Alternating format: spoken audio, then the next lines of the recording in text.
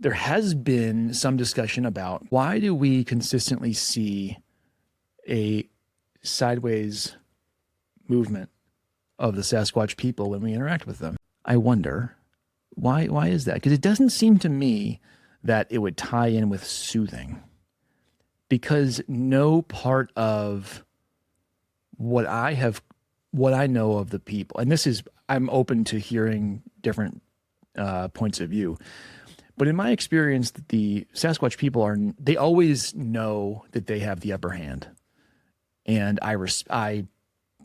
maybe I'm mistaken, but I always assume that they have the upper hand. They are leading the show. I wouldn't expect them to have that need. I could be wrong.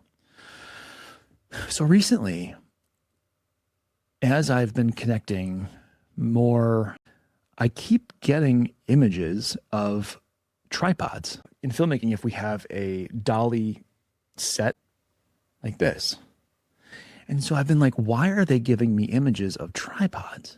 What is that? And then it hit me. I don't think that when a Sasquatch sways, that it's calming itself down. I think it is triangulating your distance and most likely telling others about it. Because if you have two Sasquatch triangulating the same time, they can broadcast to anybody your exact location. This is the Sasquatch version of GPS. Here's an example. Hold one eye closed and then hold your thumb out.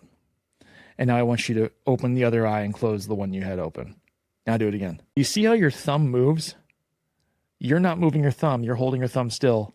You're just opening a different eye. Do you see that? That is the parallax effect. Your brain is measuring how much your thumb shifts relative to what's behind it. And that is the differential. So what I want to show you is, let's say there's like a fern that's 3 feet in front of you. And that fern, right here in the foreground, do you see how quickly those ferns and those mushrooms sway back and forth? They take a lot of the screen when we sway from side to side. The tree, do you see how the tree is shifting less abruptly than the ferns and the mushrooms? And if you look at the ridge that's 2.4 miles away, do you notice how that barely shifts at all?